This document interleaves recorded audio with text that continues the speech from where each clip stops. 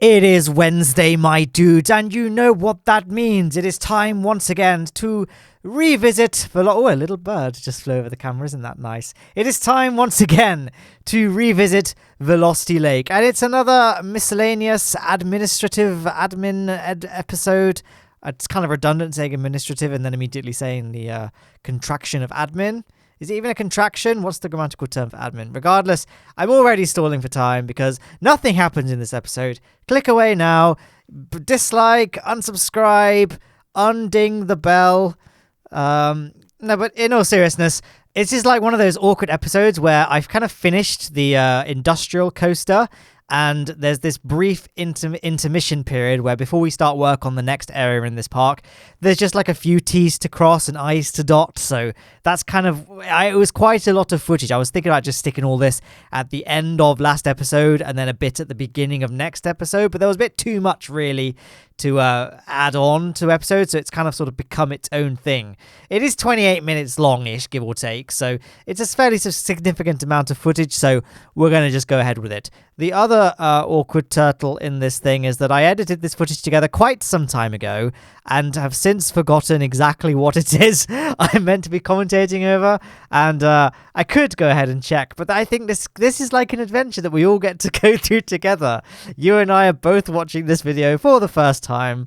Not for the first time for me, but I don't really remember what I did. I had this brilliant idea because one of the flaws of this series, of many, I admit, is that I tend to record a lot of commentaries in bulk and then release them many, many weeks in the future where what I say in the commentary might be outdated. I'm pretty sure last episode I was commenting on, Planet Zoo is nearly out, and for you guys it's been out for quite some time now. And this was before the beta came out, not even the full release. So I'm like, that's probably what I should do is I should do what I've been doing, as in editing all the episodes together, getting all the footage cut and trimmed and all that, but then not do any commentary, and then just wait until like a week before release to actually record the commentary itself.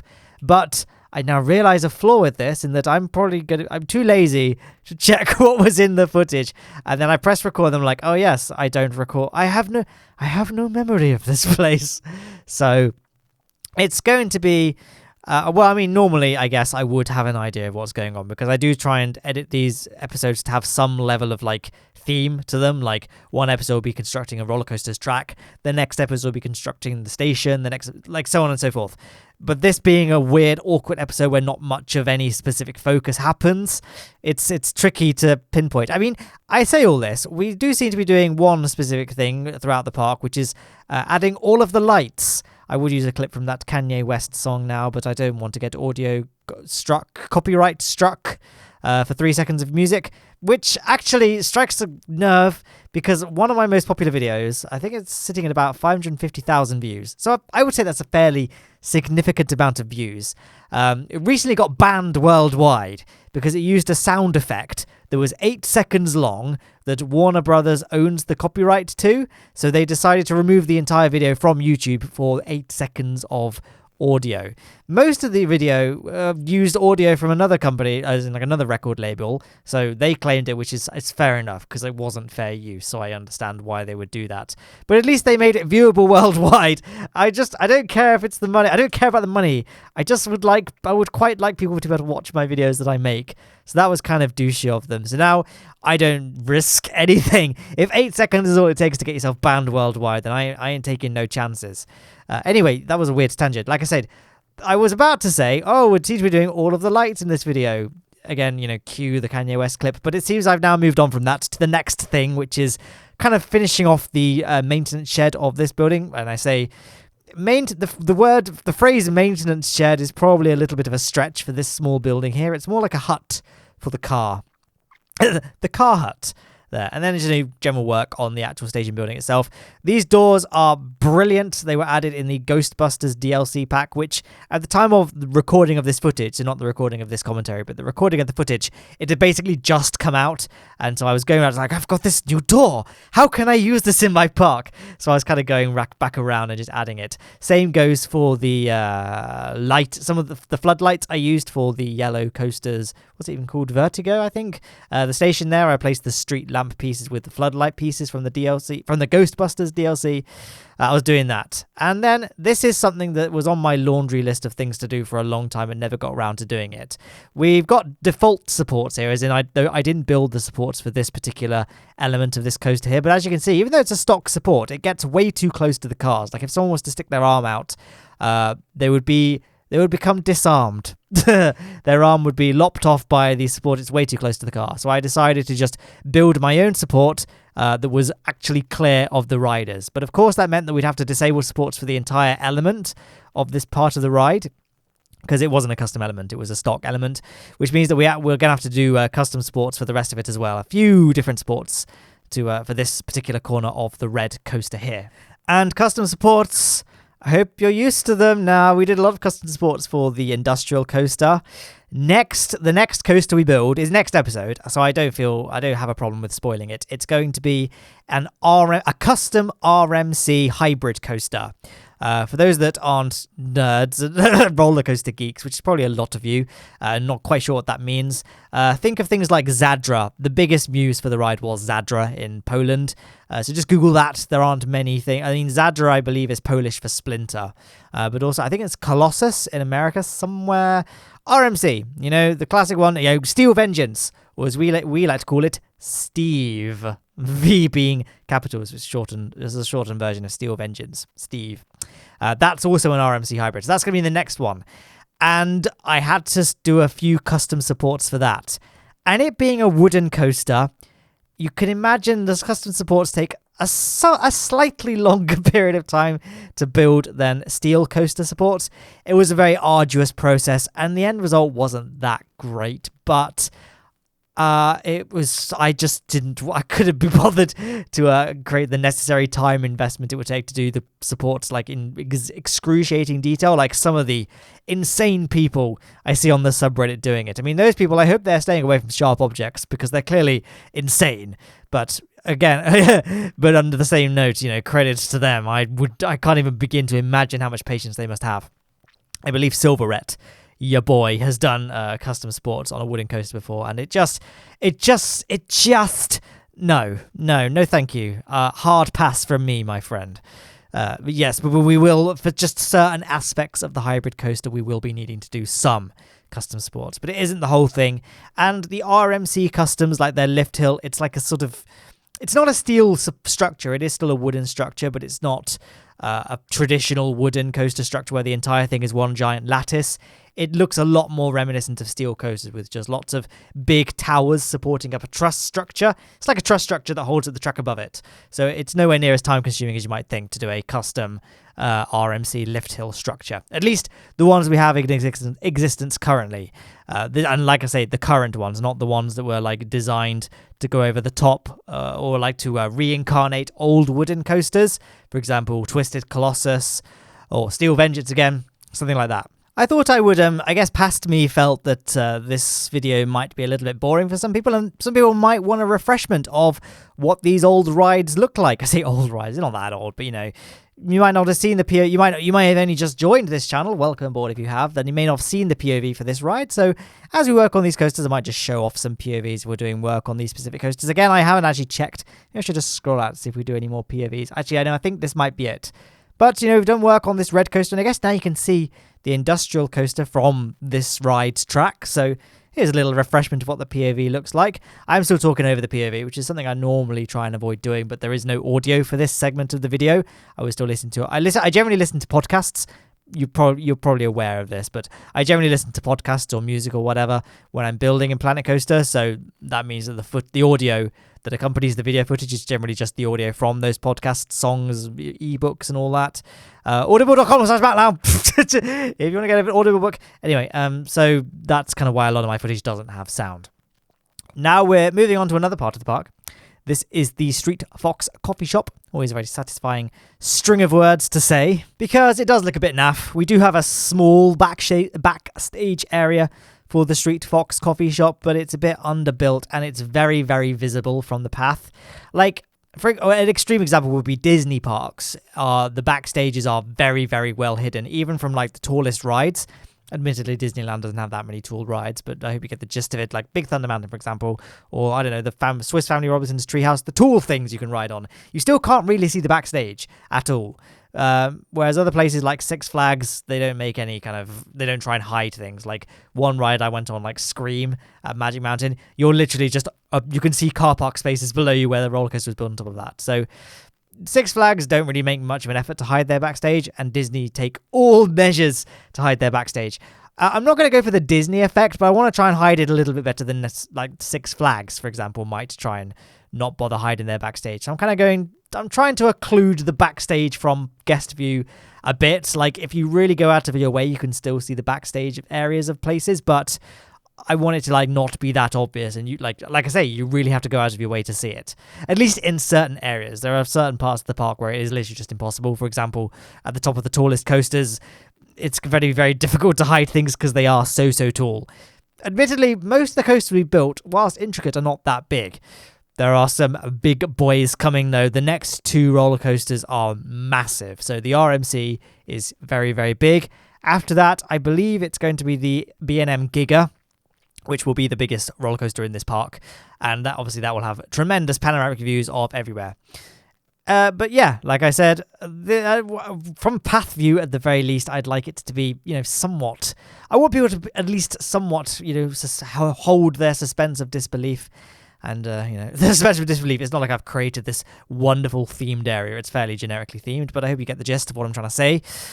So we're just putting a big fence around it, and then a great way of further disguising backstage areas is just covering it in trees and other types of foliage, which is what we'll do once I've constructed this fence.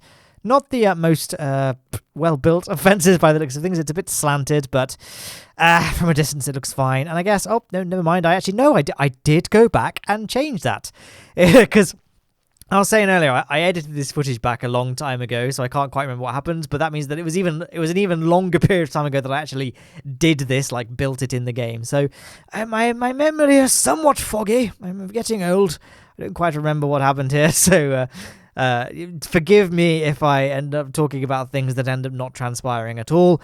Like I said, we're on a journey together, guys. We're watching this for the first time kind of together.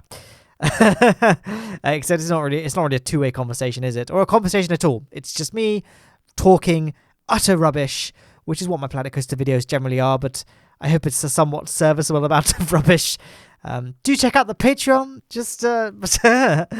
Okay. That's pretty much the backstage area done, to be honest. And I think, the foliage ended up working out pretty well. Just spam a load of plants. Pretty good. Now, obviously, we've got a gate here, not particularly well built at the moment, so we could brush that up a bit. Here I am just doing the classic Planet Coaster building thing of just trying out a bunch of parts and trying to find something that works. And these iron, I think they're like light holders, possibly, but they work really well as sort of give the illusion of being a hinge. So they work pretty well. And then I think these posts are from the Ghostbusters pack again. I remember when I had first heard that there was going to be a Ghostbusters DLC pack, I really did roll my eyes. I'm like, why? I thought it was going to be something a bit like the Back to the Future or Munsters pack.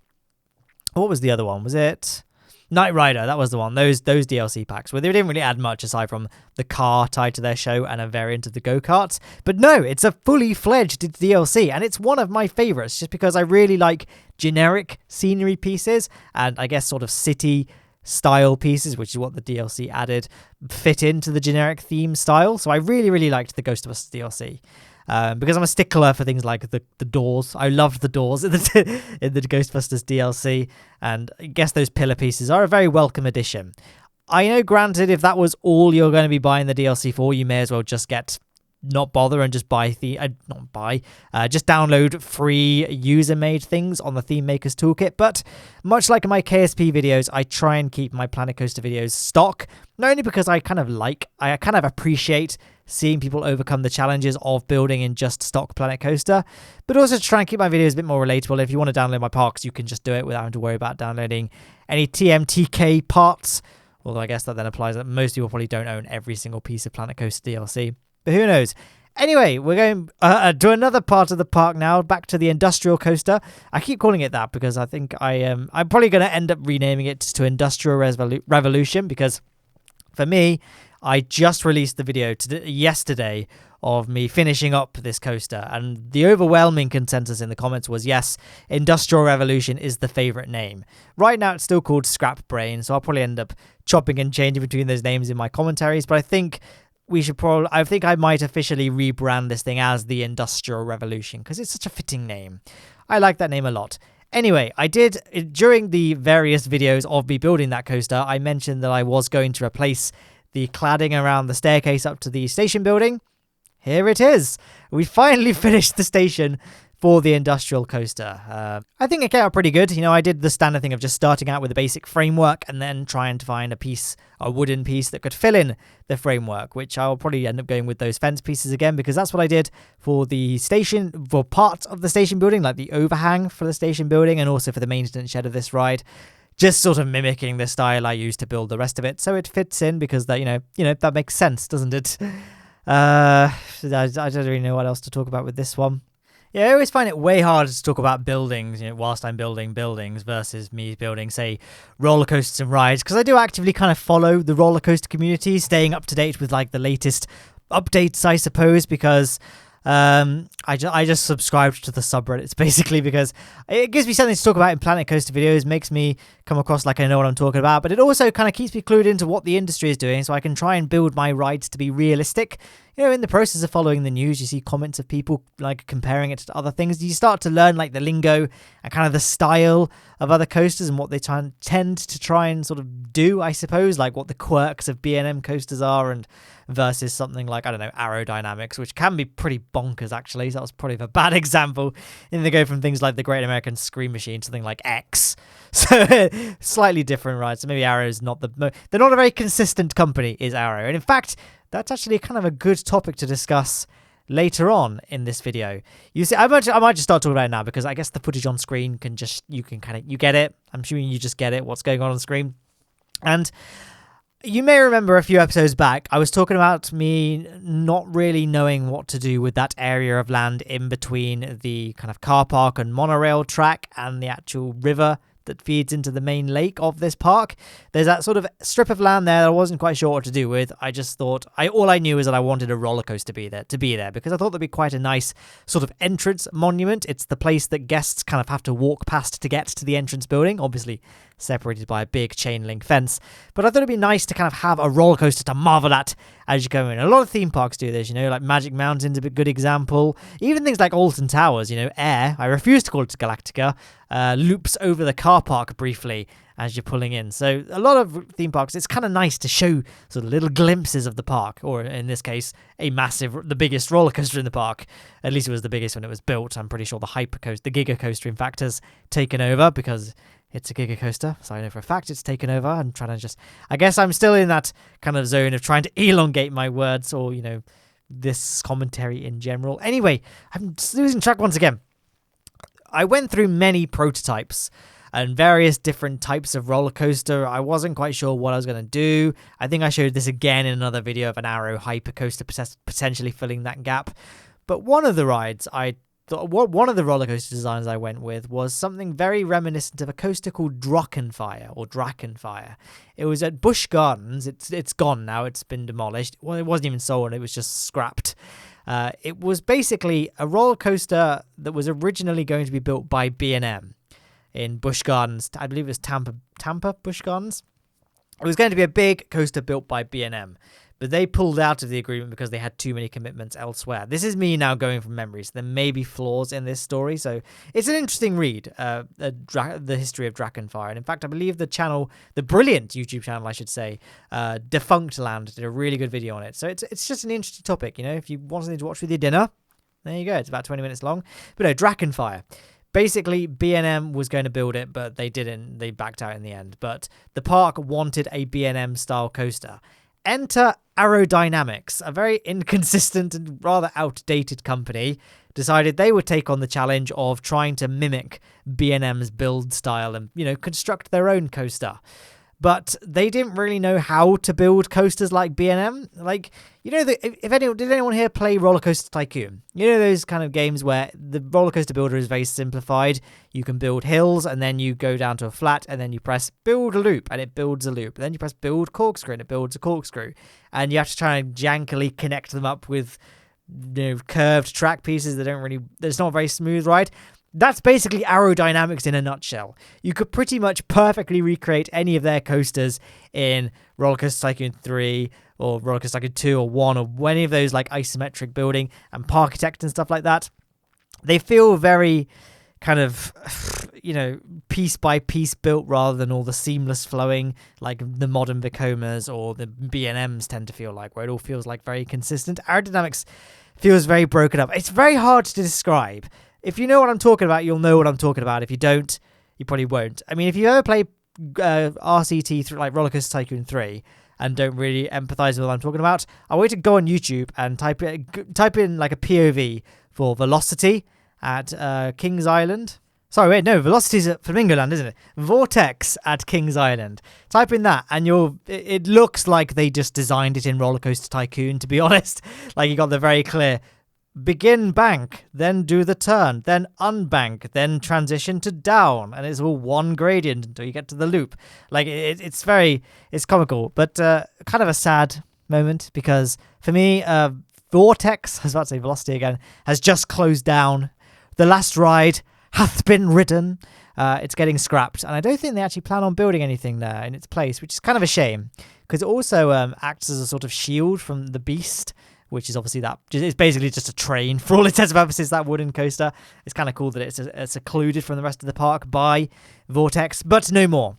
I don't think they've released any plans on replacing it. They're just going to use it as either a flat ride or probably just let it overgrow and just plant trees and stuff there. I don't really know what the Kings Island's plan is. I haven't looked it up in too much detail. But, part of, what I was saying earlier, I'm trying to follow the roller coaster community. So I'm aware of these things. This topical news segment in my videos is probably a bad idea, because like I was saying earlier, I tend to record these videos months in advance. So any news is going to be very out of date. But not today. I mean, for me, it's the 8th of November. I think I'm only like a few weeks away from this being due an upload. So this weekend I'm going to be sitting down and recording a few commentaries. So maybe this is kind of a topical thing to talk about. I don't know. What else is going on in the news? I bought a new pen. That happened this week. Last week, actually. So it's not even now. It's out of date news. I lost my Parker Vector, my second favorite fountain pen. I left it at work, and then I went back and I couldn't find it, so I had to buy a new one. It's a nice fountain pen, the Parker Vector, because it's not too fat. Because I work in clinic, so I often have to rush around with just a pen, and I can just scribble things on it. And the Parker fountain pen cartridges are really big. They have a big capacity, much bigger than the universal cartridge size. And the pen itself is quite a slim profile, so it's easy to just jot things down. It's not that comfortable to write in for long periods of time, but for just jotting things, ticking things on charts, it's great. So I love it. And I lost it, so I had to buy a new one. And I bought the metal one, because, the metal one is best. And, that's something that happened this week. Oh, there's a little fun hack, piece hack there, by the way. It's gone now. But I used the sushi roll pieces as a nice planter. If you make everything white, it makes it look like the filling of the sushi roll is just pebbles. I thought they looked like it was quite a nice effect, I thought. Look at me, talking about the content in the video again. And here we are, actually, down to another aspect of the park, one of the oldest parts of the park, the old food plaza by the Intamin Megalite. Didn't really have a backstage area that was realistic, so I decided to expand upon it, fence it off, just make it a little bit more, believable as a backstage area. Backstage area is one of those things, it's completely pointless in Planet Coaster. I mentioned this, but someone always mentions it, you don't really need to do this, but you don't need to do anything in Planet Coaster. Like I said you just place one of the stock blocks of flats next to every ride, and it gives every ride a really good scenery rating, and guests will love it. But bit of a hollow victory, kind of a cheesy win. It's nicer when you've got you can just build a really nice, realistic looking park, which is what I'm going for here. In fact, like Neptune Park, I didn't even open it till the very last episode. That's probably going to be the case for Velocity Lake, just because I want to preserve my frame rate. When I opened Neptune Park, the frame rate tanked, which might be my CPU. My CPU is going to be the next thing I upgrade on my PC. I've been thinking about this a lot. It's not a bad CPU. It's a 5820K. And it's slightly overclocked to 4 gigahertz. So it's a 6-core processor, but it's getting on a bit. It's from 2015. And I've got a 2080 Ti, which is probably getting bottlenecked a little bit by the CPU. Probably not by much from a lot of games, but I am trying to run at 144 frames per second, and at those high frame rates, there is a lot more demand on the CPU, and games like Planet Coaster and Kerbal Space Program are quite CPU intense. Don't know what Kerbal Space Program 2 is going to be like, but Planet Coaster and Planet Zoo, which is obviously built off the same framework, are quite dependent on CPU for rendering things like the crowds. So I should probably go with a new CPU. I was thinking about what to get. I'm thinking about just holding off until Intel Comet Lake I think it's rumored to be called Comet Lake, drops. I mean, the estimated drop was late 2019, but we're now in November. Probably going to be first quarter of 2020, to be honest, if they're going to announce anything. But when that happens, either all the current CPUs, and hopefully maybe AMD as well, will drop in price. Granted, Intel has just slashed their prices anyway, which may be a sign of things to come. Or there'll be amazing new CPUs, and I'll just buy one of them. So, it's probably worth just waiting. But speaking of waiting, you don't have to do much waiting now for the final POV of this episode. I was talking about it earlier. Drakenfire. I don't think I ever finished this point. But basically, I really liked the design of Drakenfire. It looked pretty cool. So I thought, let's build a Drakenfire-inspired aerodynamics coaster for the front part of my park. I ended up scrapping the design because I didn't like it very much. Much like the real Busch Gardens, I guess, didn't end up liking Drakenfire very much. So I guess it's fitting in a way. But I put a lot of work into the actual layout of the coaster, so I thought it'd be a shame to just not show you guys at all. So after I finish working on this part, we're going to crossfade over to a POV. Now, the actual first element, like after the lift hill, there is it's immediately followed. Oh, here we are. The element immediately after the lift hill is an inversion. It's basically a clone of Drakenfire's, and after that, the rest of the layout is generally similar to Drakenfire's, but I've taken some liberties here and there. Well, anyway, you'll see for yourself. I'm going to stop talking now, and we'll just join you once the POV is over.